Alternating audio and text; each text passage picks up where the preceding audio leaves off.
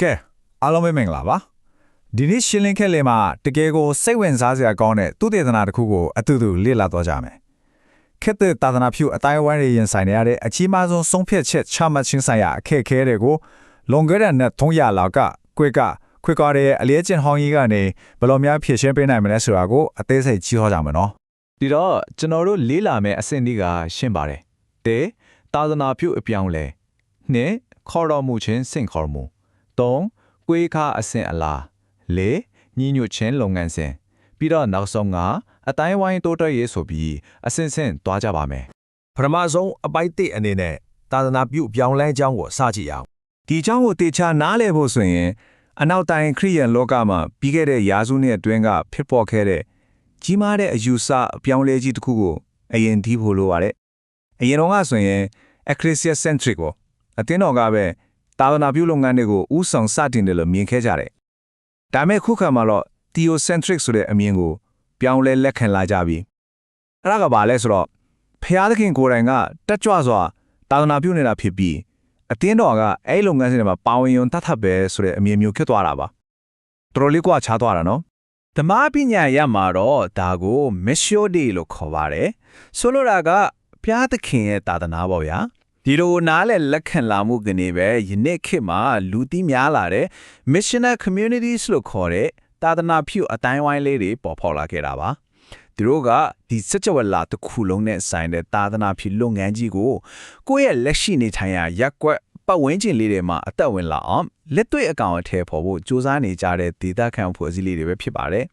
ကဲဘိုင်းနဲ့ကိုဆက်သွားအောင်ခေါ်ရမှုချင်းစိန်ခေါ်မှုသို့မဟုတ်မိမိတို့ရဲ့အခန်းကဏ္ဍကိုရှောင်ပြခြင်းပေါ့ဒီမှာတကယ်ကိုစိတ်ဝင်စားစရာကောင်းတဲ့ပြဿနာတစ်ခုစပေါ်လာပါပြီအကယ်၍အဖွဲ့တစ်ခုရဲ့ရည်ရွယ်ချက်ကဖျားတကီရဲ့သာသနာမှာပါဝင်ဖို့ဆိုရင်သူတို့ရဲ့တီးတန့်အခန်းကဏ္ဍကဘာလဲဆိုတာကိုအတိုင်းဝိုင်းတစ်ခုလုံးအတူတကွဘယ်လိုရှာဖွေကြမလဲဒါကြောင့်မလို့မိမိတို့ရဲ့ခေါ်တော်မူခြင်းကိုစုပေါင်းရှာဖွေဖို့ကအရေးကြီးဆုံးဖြစ်လာပါတယ်ခေါင်းဆောင်ပိုင်းလူနည်းစုကပဲဆုံးဖြတ်တာမျိုးလုံးဝမဟုတ်ပဲအားလုံးပါဝင်ရပါမယ်အောင်မြင်မှုဆိုတာကိုလည်းလူဦးရေတိုးတက်လာခြင်းတက်တာမဟုတ်ပဲကိုယ့်ရဲ့ခေါ်တော်မူခြင်းအပေါ်သစ္စာရှိခြင်းဆိုပြီးပြန်လည်အတိတ်ပဲဖွင့်ဆိုရပါတယ်ဒါကိုတာမန်ဒီမိုကရေစီလိုမဲပေးဆုံးဖြတ်တာမျိုးမဟုတ်ပဲဝိညာဉ်တော်ရဲ့လမ်းပြမှုတက်နဲ့တွားတဲ့ Democratic ပုံစံလို့ဆိုနိုင်ပါတယ်ဒါပေမဲ့လက်တွေ့ဘဝမှာတွေးကြည့်ပါမတူခွဲပြားတဲ့လူတွေစုပေါင်းထားရဲ့အဖွဲ့တစ်ခုအနေနဲ့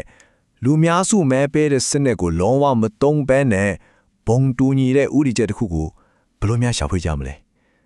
ဒါတကယ်ကိုခက်ခဲတဲ့မေးခွန်းကြီးတစ်ခုပဲဖြစ်ပါတယ်ဘယ်လိုလုပ်ကြမလဲဟောနော်ဒီမေကွန်ရဖြေကိုရှာဖို့အပိုင်း3ကိုရောက်လာပါပြီဂရေဂါအစင်လာလောကေဘောနဲ့300ချီကိုပြန်သွားကြည့်ကြမယ်ဒီခေတ်တဲ့ပြဿနာကိုဖြေရှင်းဖို့သူတွေထီတွေကတမိုင်းချောင်ကိုပြန်လဲလာခဲ့ကြတဲ့အခါမှာတကယ်ကိုအံ့ဩစရာကောင်းတာတစ်ခုသွားတွေ့တယ်အဲ့ဒါကတော့ကွေခါတွေဟာလွန်ခဲ့တဲ့နှစ်ပေါင်း300တိုင်းသူတို့ရဲ့ပုံမှန်ဆုံးဖြတ်ချက်ချမှတ်တဲ့လုပ်ငန်းစဉ်တွေမှာဒီလိုစုပေါင်းရွေးချယ်ဆုံးဖြတ်ခဲ့နီလန်းကိုအောင်မြင်စွာအံပြုလာခဲ့ကြတယ်ဆိုတာပါပဲစဉ်းစားကြည့်ပါနှစ်ပေါင်း300တောင်ရှိနေပြီနော်တကယ်ကိုမယုံနိုင်စရာပါပဲကွေးကားရဲ့အမြင်မှာညီညွတ်ခြင်းဆိုတာလူတိုင်းကတပုံစံဒီထက်တူထက်မြတ်တဘောတူရမယ်လို့ဆိုလိုတာလုံးဝမဟုတ်ပါဘူးအမှန်တော့သူတို့က Concord လို့ခေါ်တဲ့တဟဇာရဖြစ်ခြင်းကိုရှာဖွေကြတာပါဒါဟာတေးဂီတာမှာအတန်တန်နဲ့ထွက်နေတာမျိုးမဟုတ်ပဲမတူညီတဲ့အတန်တွေပေါင်းဆက်ပြီးဒါရနာပြော့ဖွယ်ကောင်းတဲ့တန်စင်တစ်ခုဖြစ်လာတယ်လို့မျိုးပေါ့ဒါဟာနိုင်တူနဲ့ရှုံးတူခွဲခြားပစ်လိုက်တာမျိုးမဟုတ်ပဲအလုံးကဘုံကြီးမချက်တစ်ခုတည်းမှာစီစီလုံးလုံးနဲ့အတူတူကအောင်မြင်နိုင်အောင်လှုပ်ဆောင်တဲ့သဘောပါပဲကဲဒီလိုဆိုအပိုင်းလေးတွေနဲ့ဒီညညွတ်ခြင်းလုပ်ငန်းစဉ်ကိုလက်တွေ့မှာဘယ်လိုများလှုပ်ဆောင်ကြလဲဆိုလားစကြည့်အောင်သူတို့ရဲ့အစည်းအဝေးတွေမှာဒီလိုတိုင်မွေးတဲ့ညီညွတ်မှုကိုဘယ်လိုဖန်တီးယူလဲဆိုတာသူတို့တုံးတဲ့နာမည်လေးကိုကြည့်ကြနဲ့သိနိုင်ပါတယ်သူတို့ကအစည်းအဝေးကိုလုပ်ငန်းကိစ္စများဆောင်ရွက်သည့်ဝိပုကိုးကွယ်ခြင်းအစည်းအဝေးလို့ခေါ်ကြပါတယ်ဆိုလိုတာကစူပေါင်းပြီးဆုံးဖြတ်ချက်ချတာဟာအုပ်ချုပ်မှုဆိုင်ရာကိစ္စရပ်တက်6တိုက်လုံးနေလာမျိုးမဟုတ်ပဲတကယ်ကို၄နှစ်တဲ့ဝိပုကိုးကွယ်ခြင်းရဲ့အစိပ်ပိုင်းတစ်ခုအနေနဲ့သဘောထားကြတာပဲဖြစ်ပါတယ်လုပ်ငန်းစဉ်ကတော့အစည်းအဝေးတို့ဥဆောင်သူကအဖွဲ့ဝင်တွေကိုဒီတက်ကြွတဲ့အဆင့်5ဆင့်အတိုင်းလမ်းပြခေါ်ဆောင်သွားပါတယ်အဲ့ဒီဥဆောင်သူကအာနာရှင်တယောက်လိုအမိတ်ပြညွှန်ကြားနေတာမျိုးမဟုတ်ဘူးနော်အစည်းအဝေးအနှစ်သာရတနည်းအားဖြင့်ထွက်ပေါ်လာမဲ့သဘောထားလို့ဖန်ဆောင်နိုင်မှုတေးကြဂုရုရဆိုင်နားထောင်ပေးသူတယောက်အနေနဲ့သာဆောင်ရွက်တာဖြစ်ပါတယ်အဖွဲ့မှာတစ်စိတ်စွာနေခြင်းနဲ့စတင်ပြီးဆွေးနွေးချက်တွေကန့်ကွက်မှုတွေနဲ့တဆင့်နောက်ဆုံးညီညွတ်ခြင်းအထိအဆင့်ဆင့်သွားကြတာပါဒီလုပ်ငန်းစဉ်မှာအတော်လေးစိတ်ဝင်စားစရာကောင်းတာကကန့်ကွက်ခြင်းအဆင့်ဆင့်ရှိနေရပါပဲအကယ်၍အဖွဲ့ဝင်တို့က အဆိုပြုထားတဲ့လမ်းကြောင်းကိုအပြည့်အဝသဘောမတူနိုင်ဘူးဆိုရင်ပရမဆုံးစင်အင်းနဲ့အားဖြိုးတဲ့ကန့်ကွက်ခြင်းကိုသုံးနိုင်ပါတယ်ကျွန်တော်သဘောမတူပါဘူးဒါပေမဲ့ရှေ့ဆက်သွားမဲ့လုပ်ငန်းစဉ်ကိုတော့မတားဆီးလိုပါဘူးလို့ပြောတာပါဒီလိုလှုပ်ခြင်းအဖြစ်လူတအုပ်ချင်းစီရဲ့ရိုးသားမှုကိုလည်းထိမ့်သိမ်းထားနိုင်တယ်လို့အတိုင်းဝိုင်းရဲ့ဉာဏ်ပညာကိုလည်းအယော့ပေးလိုက်ရော့ရာရောက်သွားစေပါတယ် ဒုတိယအဆင့်ကတော့အလဲအလက်ကန့်ကွက်ခြင်းပါကျွန်တော်ကိုကန့်ကွက်သူအဖြစ်မှတ်တမ်းတင်ပေးပါလို့တောင်းဆိုတာမျိုးပါဒီလိုလုပ်လိုက်လို့စုပ်ဖြတ်ချက်ကြီးရတန်သွားတာတော့မဟုတ်ပါဘူးဒါပေမဲ့ဒီကိစ္စဟာအတော်လေးရှုပ်ထွေးပြီးတတိထားကင်တွေးဖို့လိုအပ်တဲ့ဆိုတာကိုအတိုင်းဝိုင်းတစ်ခုလုံးကိုတတိပေးလိုက်တဲ့သဘောပါပဲ တတိယအဆင့်အပြင်းထန်ဆုံးကန့်ကွက်ခြင်းကတော့ဆုံးဖြတ်ချက်တစ်ခုလုံးကိုလုံးဝရပ်တန့်ပစ်လိုက်တာပါဒီအဆိုပြုချက်ကိုကျွန်တော်လုံးဝပူပေါင်းပါဝင်နိုင်ခြင်းမရှိပါလို့ဆိုလိုတာပါဒါဟာဘာကိုပြတ်တယ်လဲဆိုတော့ဖျားသခင်ရဲ့အလိုတော်ကိုအပြည့်အဝမသိမြင်သေးဘူးဆိုတဲ့အဓိပ္ပာယ်ပါပဲအဲ့ဒီအခါမှာအတိုင်းဝိုင်းတစ်ခုလုံးခေတ္တရနာပြီးကန့်ကွက်သူနဲ့အတူပြန်လဲဆွေးနွေးကပုံမနဲ့ဆိုင်မှန်ကန်တဲ့နားလည်မှုတစ်ခုကိုအတူတကွပြန်လဲရှာပွေကြရပါတယ်တကယ်ကိုလေးစားစရာကောင်းတဲ့အလေးအကျင့်ပါပဲ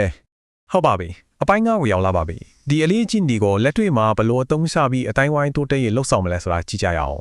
ဒီနေ့ပေါင်း300တက်တန်းရှိတဲ့ရှေးအောင်အလေးချင်းတွေကခစ်တဲ့အတိုင်းဝိုင်းတွေကိုဘယ်လိုပြောင်းလဲပေးနိုင်မလဲပထမဆုံးအနေနဲ့ဒီအဖွဲ့အစည်းနှစ်ခုကြားကကြီးမားတဲ့တူညီချက်ကိုကြည့်အောင်သူတို့နှစ်ဖွဲ့လုံးကခေါင်းဆောင်တွေကြီးပဲမဟုတ်ပဲအားလုံးပါဝင်တဲ့ခွဲခြားသည့်မြင်ချင်းကိုလှုပ်ဆောင်ရမယ်ဆိုတာကိုယုံကြည်ကြတယ်ဆိုလိုတာကအတိုင်းဝိုင်းတစ်ခုလုံးဟာဝိညာဉ်တော်လမ်းပြမှုအတွက်အဓိကနေရာဖြစ်တဲ့ဆိုတာကိုလက်ခံထားကြတာပါ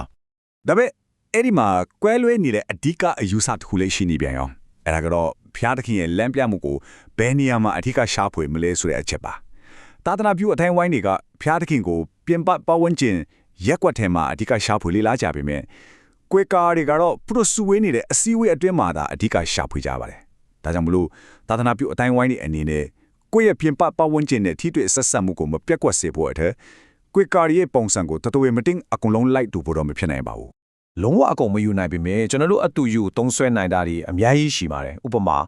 လုပ်ငန်းကိစ္စဆွေးနွေးတဲ့နေရာကိုဝေပြုကိုကိုွယ်ရနေရာဖြစ်သတ်မှတ်လိုက်တာပါတီပခတ်ကို short ချဖို့နဲ့အဖွဲ့ကိုဗဟိုပြုနိုင်ဖို့အရေးပါတဲ့အချိန်တွေမှာတိတ်ဆိတ်ချင်းကိုအသုံးပြုတာပြီးတော့စနစ်တကျကန့်ကွက်နိုင်တဲ့လမ်းကြောင်းတွေဖန်တီးပေးတာစတဲ့ကွေးကားရဲ့အလေးအချင်းတွေကိုယာယူထုံးဆွဲခြင်းအပြင်ခစ်တစ်သာသနာပြုအတိုင်းဝိုင်းတွေရဲ့လုပ်ငန်းစဉ်တွေကိုအများကြီးတိုးတက်ကောင်းမွန်လာစေနိုင်ပါတယ်ဒါတွေကတကယ့်ကိုလက်တွေ့ကျတဲ့သင်ခန်းစာတွေပါဒီအချက်ကနောက်ဆုံးပေါင်းဆက်မှုရဲ့အနှစ်သာရကိုအကောင်းဆုံးဖော်ပြနေပါတယ်လူတွေအနေနဲ့မိမိတို့ဟာဒီအဖွဲ့အစည်းနဲ့သက်ဆိုင်တယ်လို့ခံစားရဖို့အတွက်အတိုင်းအဝင်မှာနှဆိုင်တဲ့ညီညွတ်မှုရှိဖို့လိုအပ်ပါတယ်ဒါပေမဲ့တစ်ချိန်တည်းမှာပဲအတိမ်ရဲ့ချက်ဖိအားပေးရမျိုးမှုဖြစ်စေဖို့နဲ့လူတူချင်းစီရဲ့လွတ်လပ်စွာဆုံးဖြတ်နိုင်စွာတာဝန်ယူမှုတာဝန်ခံမှုတွေပေါ်ထွက်လာစေဖို့အတွက်လုံခြုံစစ်ချရတဲ့ကန့်ကွက်နိုင်ခွင့်လမ်းကြောင်းတွေလည်းမဖြစ်မနေရှိထားဖို့လိုအပ်ပါတယ်ညီညွတ်ခြင်းနဲ့ကန့်ကွက်နိုင်ခွင့်ဒီနှစ်ခုကိုများတာဝန်ထင်ကြောင်းရမှာပါဒီနေ့ရှင်းလင်းချက်လေးကိုမဆုံးခင်မှာစဉ်းစားစရာမေးခွန်းလေးတစ်ခုခြံထားခဲ့ခြင်းပါတယ်မတူညီတဲ့အတန်တွေကိုသဟာဇာတာဖြစ်အောင်ပေါင်းစပ်ပေးတဲ့ဒီရှေးဟောင်းနီလန်းကိုအသုံးပြုခြင်းအပြင်ယနေ့ခေတ်အဖွဲ့အစည်းတဲ့အနေနဲ့သူတို့ရဲ့ပုံရည်မှန်းချက်တွေကိုအတူတကွရှာဖွေဖော်ထုတ်တဲ့နေရာမှာဘယ်လောက်အထိအပြောင်းလဲလေးဖြစ်လာနိုင်မလဲဒါလေးကိုဆက်လက်ပြီးလေ့လာတွေ့သက်ကြည့်ဖို့တိုက်တွန်းခြင်းပါတယ်ကဲအခုလိုအချိန်ပေးပြီးအတူတူလေ့လာကြည့်ရှုတဲ့အတွက်ကျေးဇူးအများကြီးတင်ပါတယ်